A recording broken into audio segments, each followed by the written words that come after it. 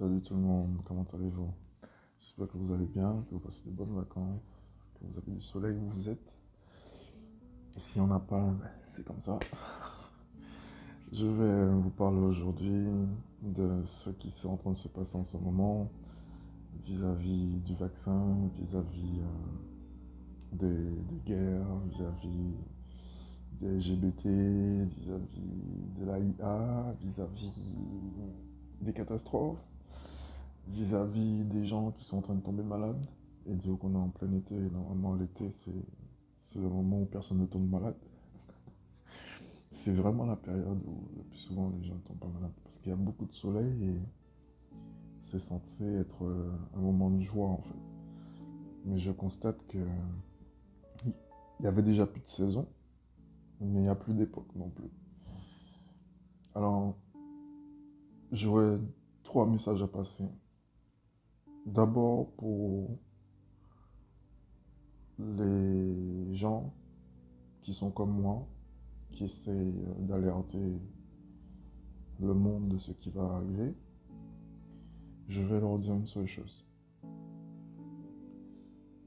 Que vous le parliez ou pas, que vous soyez convaincu ou pas de ce que vous dites, que vous sachiez ou pas, vous ne pouvez pas les forcer à vous croire.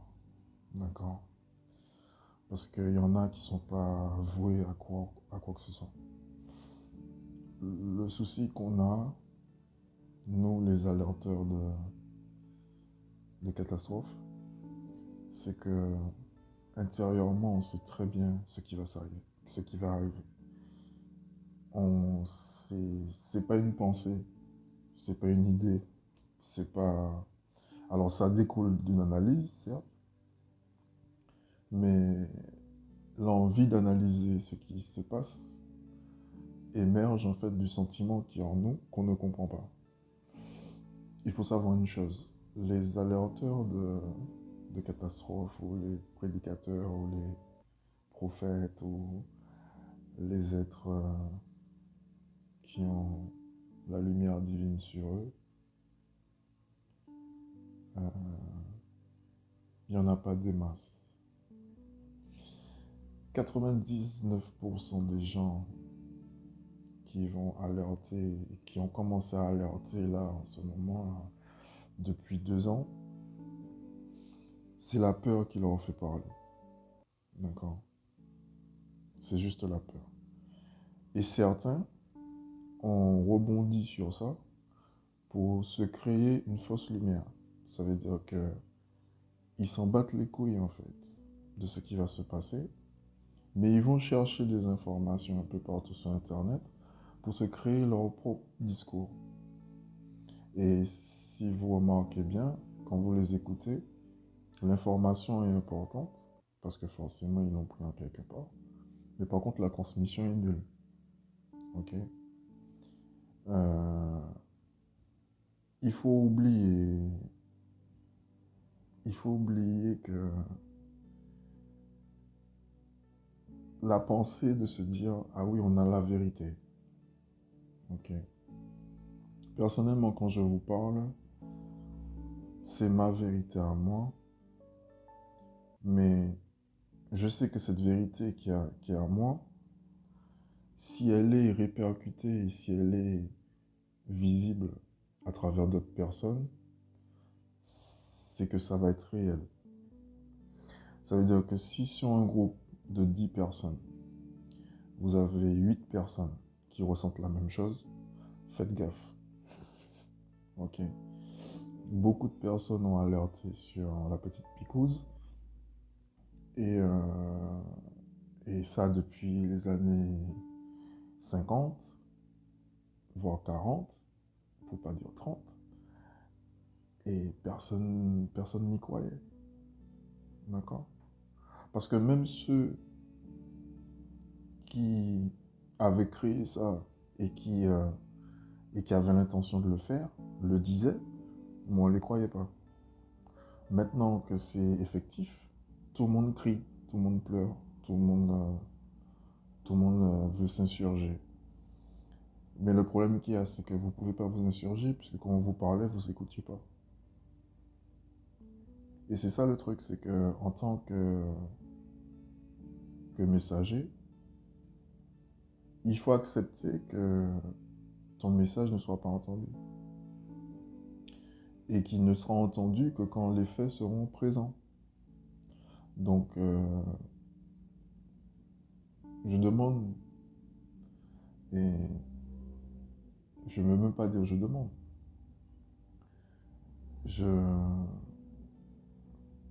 j'aimerais que les, les êtres qui ont des messages à passer ne se sentent pas frustrés du fait que leur message n'a pas été réceptionné. Parce que même s'il n'a pas été réceptionné par un retour positif de la personne à qui vous avez lancé le message a quand même été entendu. Donc le jour où que le fait va se passer, les gens ont cette image de vous qui est en train de leur dire il y a peut-être 20 ans ou 30 ans, ça va se passer. Le problème qu'il y a avec, les messagers et les personnes qui ont des messages à passer, c'est que ça leur brûle tellement les entrailles qu'ils se sentent obligés en fait de jacter. Tu vois. Je dis jacter parce que on donne tellement d'informations qu'on perd les gens dans les informations. Parce qu'on n'attend pas que les gens aient assimilé l'information, aient compris l'information pour passer à autre chose. D'accord? C'est pour ça que moi, je ne fais pas des vidéos tous les jours. Je fais des vidéos quand je ressens ou quand je sens que c'est le moment de le faire. Ou bien quand j'ai quelqu'un qui me dit il faut que tu fasses cette vidéo. Je vais passer au deuxième cas. Je vais passer aux gens qui réalisent dans le monde dans lequel ils vivent. D'accord? Parce que forcément, même s'il y en a qui n'entendent pas, mais il y en a qui entendent. Donc, à vous qui êtes en train de vous éveiller, je ne peux pas vous dire de ne pas avoir peur. Mais si jamais vous avez peur, dites-vous que nous aussi, on est dans le même bateau que vous. Oui, parce que les êtres de lumière, ou bien les messagers, ou bien ceux qui sont investis d'une lumière divine, ont le même destin que vous. D'accord? On va tous mourir.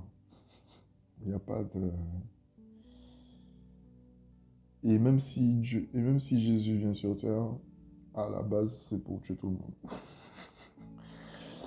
Donc, dans ce concept-là, il faut se détacher de tout ça.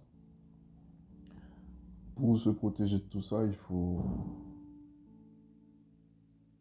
prendre conscience d'une chose, c'est que vous avez la possibilité de décider de votre vie. Et vous avez la possibilité de décider de ce que vous avez envie d'avoir dans votre vie. Donc, maintenant que vous savez ça, faites de façon à non pas changer, mais tendre vers ceux qui vous parlent. D'accord? Oui, pour vous, ce sera très court. Parce que de toute façon, c'est la vie qui va vous montrer le chemin. C'est comme ça. Quand on arrive à l'éveil, c'est un choc. J'appelle ça un choc lactique. C'est comme un chaos. Et on est obligé de tout remettre à plat. Et de se dire, mais tout compte fait, j'ai rien à faire en fait. À part être en paix avec moi-même. Pour les autres, et je parle de ceux qui ne croient pas, je vais dire qu'une seule chose pour vous. Ça me fera de la peine, et j'ai déjà de la peine, parce que celui qui vous a fait, qui vous a rendu aveugle, n'aura aucune pitié pour vous. D'accord? Et même si Dieu est grand, Il y a une chose qu'il faut apprendre aux enfants, c'est la responsabilité. Et Dieu nous apprend la responsabilité dans les soucis qui nous arrivent. Est-ce qu'on va prendre en charge ce souci-là afin de le régler, ou est-ce qu'on va laisser le souci nous bouffer? Donc, bientôt, très bientôt, vous êtes déjà en train de le voir, c'est le bordel partout. D'accord? Alors, ceux qui sont dans leur train-train quotidien et qui ne voient pas le bordel, parce que forcément, on les a tous, ils sont toujours cloisonnés dans un truc où on ne veut. En fait, le ciel n'a pas encore décidé de leur ouvrir les yeux, et le malin fait tout pour que le ciel ne leur ouvre pas les yeux avant que lui, il ait décidé de leur ouvrir les yeux. D'accord? Euh, Ça va être très dur pour vous, par contre. Alors, ceux qui ne croient pas en Dieu, ceux qui pensent que tous ceux qui parlent de, de la fin des temps, de la venue de Jésus, des martiens, de la magie, tout ce qui est hors visible, tous ceux qui ne croient pas en ça, je vais vous dire un truc. On va vous présenter la plus grande illusion du monde. D'accord? On va vous mettre devant vous des choses que vous aimez, mais des choses que vous ne pourrez même pas détourner le regard. Pourquoi? Parce qu'ils ont déjà implanté en vous ce désir-là. Okay? Un désir illusoire, mais c'est un désir quand même. D'accord? Et ça sera partout, même dans ceux qui ont la foi, soi-disant. Ok? Parce que si tu as la foi, réellement la foi, tu sais très bien que Dieu ne sortira pas d'un nuage. Ok?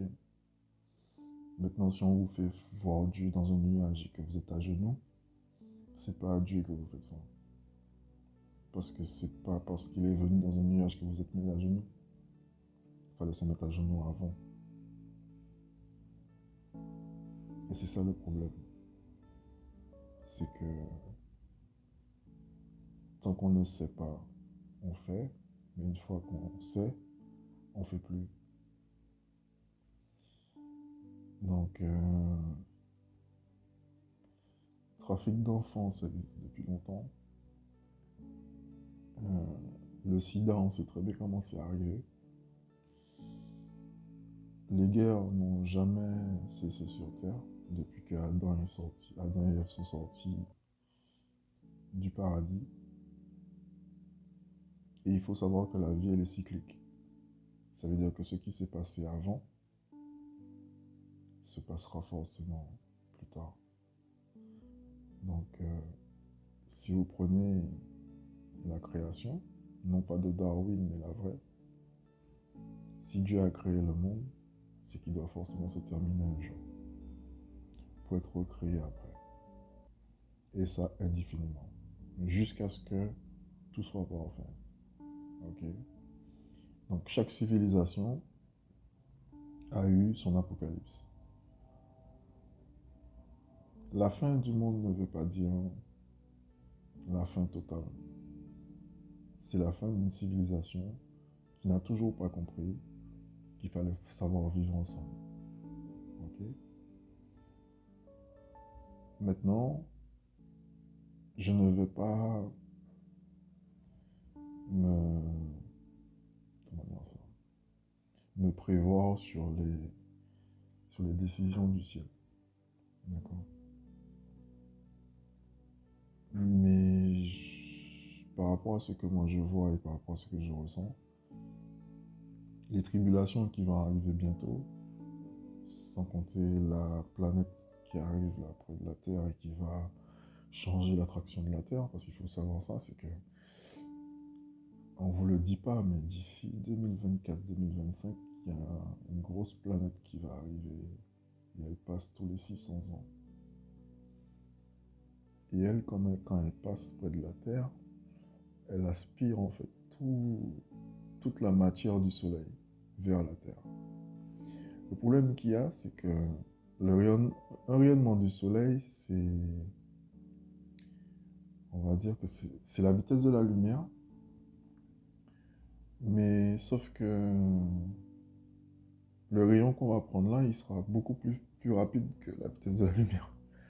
Donc on n'aura pas forcément le temps de le voir. Si vous vous rappelez, euh, j'ai oublié le nom de ce film-là. Je crois que c'est faux. J'ai oublié le nom. C'est un film qui parle d'une vague de froid qui arrive en fait aux États-Unis et qui glace le pays en moins de 2 heures. D'accord? Mais qui glace tout le pays. Ça veut dire que la glace avance comme le vent. Les gens sont saisis sur le moment. Un peu comme Babylone quand les gens sont devenus en statue de sel. Essayez de vous informer sur les volcans. Quand les volcans explosent, le souffle arrive à plus de 400 km/h. Lorsque les gens sont tapés par le souffle, ils sont cramés de suite. Dans Transformers 3, je crois, ou 2, je crois que c'est le 3, ils ont une bombe. Les Martiens, ils ont une bombe où ils lâchent la bombe et en fait la bombe explose et ça pétrifie tout le monde. Mais c'est ce qui va arriver. Coupure d'électricité pendant plus de 3 ans. Oui, parce que tout ce qui est électrique va sauter. Donc ça veut dire que les gens qui ont des pacemakers, c'est mort.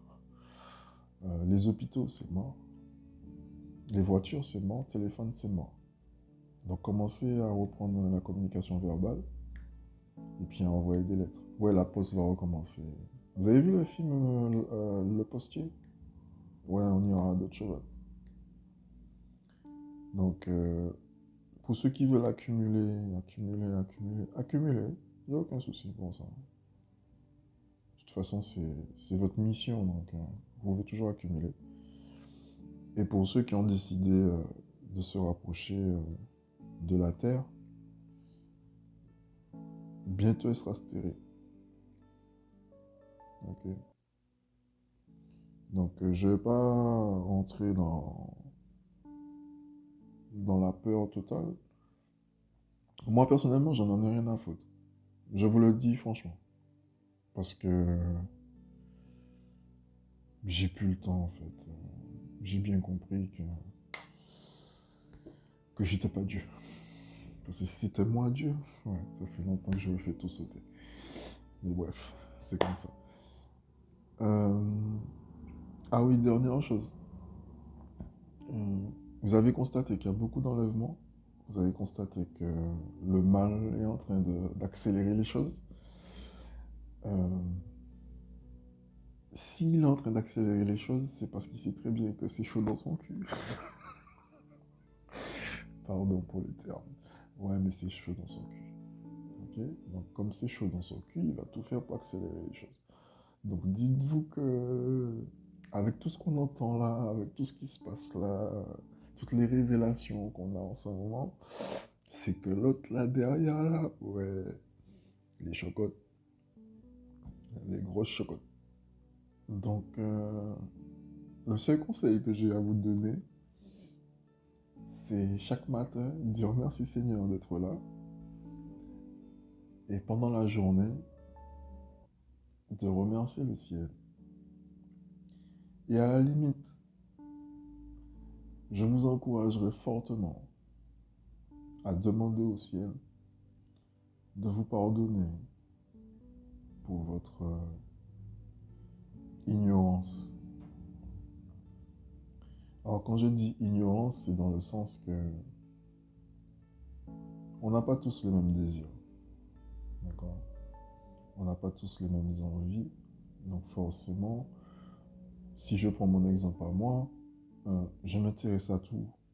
Même à des choses que les gens me disent, mais pourquoi tu t'intéresses à ça? Parce que tu ne vas pas utiliser. Juste pour le savoir.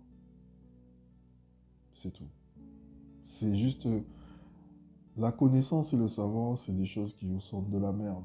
Sauf que les gens ne veulent rien savoir. Ils veulent savoir que ce qui les intéresse. Sauf que c'est ce qui ne t'intéresse pas qui va te baiser.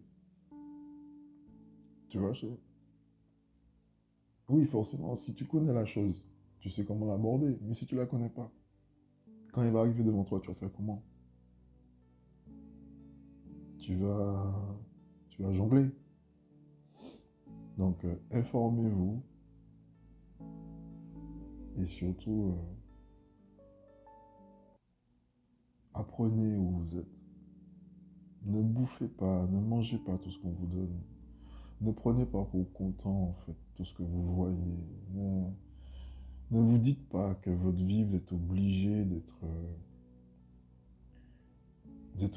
quelqu'un de reconnu ou d'être célèbre, ou même d'être dans la lumière de la vie qu'on a là. Parce que c'est pas de la lumière, ça. D'accord? Quand, si c'était de la... Écoutez-moi. Si c'était de la lumière qu'on envoyait réellement sur Terre pour les gens, par rapport à tout ce qui se passe et par rapport à toutes les infrastructures qu'on a mis nous-mêmes sur Terre, il n'y aurait pas eu autant de stars riches en dépression. Si la richesse, si le pouvoir, si le fait d'accumuler était réellement le but de l'homme, pourquoi tous les riches se foutent en l'air? Pourquoi tous les riches tendent vers le malin? Il faut m'expliquer. Pourquoi des pauvres pensent que leur vie, c'est de la merde parce qu'ils ne sont pas riches? Il faut vraiment que quelqu'un m'explique ça. Qui a mis dans la tête des gens que parce que mon voisin a un yacht ou bien parce qu'il a un jardin plus grand que le mien, que mon jardin c'est de la merde et que moi je suis de la merde? Si ce n'est que nous-mêmes,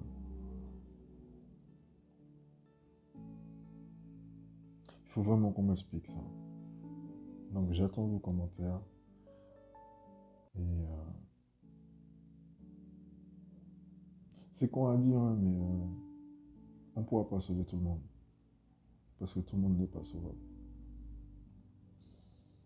Et ça me fait chier parce qu'on m'a appris à pardonner, on m'a appris à aimer, j'ai appris à pardonner, j'ai appris à aimer. Et je me suis toujours dit que si quelqu'un veut me tuer, c'est parce qu'il n'a pas conscience de ce que c'est que la vie. Et peut-être que si on lui apprend, il n'aura plus envie de tuer. Et j'ai le fort sentiment que si le mal est tel qu'il est, c'est parce qu'il manque d'amour. J'en suis persuadé. Tu vois, maintenant, peut-être que je suis trop fleur bleue, mais je suis sûr. Je suis sûr. En tout cas, dans ma conviction, je suis sûr qu'il manque d'amour. Autant que les gens qui sont sur Terre. Parce qu'ils auront beau vous dire, oui, je suis heureux. Ok? Faut arrêter. J'ai jamais vu autant de gens faux qui se disent être heureux parce qu'ils vont montrer des photos, parce qu'ils sont en vacances et tout. Ou bien parce qu'ils ont acheté une dernière paire de chaussures, ils ont acheté ceci. Et puis une fois qu'ils ont fini de poster, ils sont en dépression chez eux. Personnellement, vous m'avez toujours connu comme ça. J'ai pas changé entre temps, quoi. J'en vois toujours les gens se faire enculer et j'ai des phases où voilà. Moi, j'aime montrer ce que je suis et non ce que les gens ont envie de voir. Que les gens soient contents ou pas contents, j'en ai rien à péter. Tu vois, je veux. Donc à un certain moment, si vous avez envie de vous montrer au monde, faites-le avec dignité et respect pour vous, surtout. D'accord? Bonne journée et à très bientôt.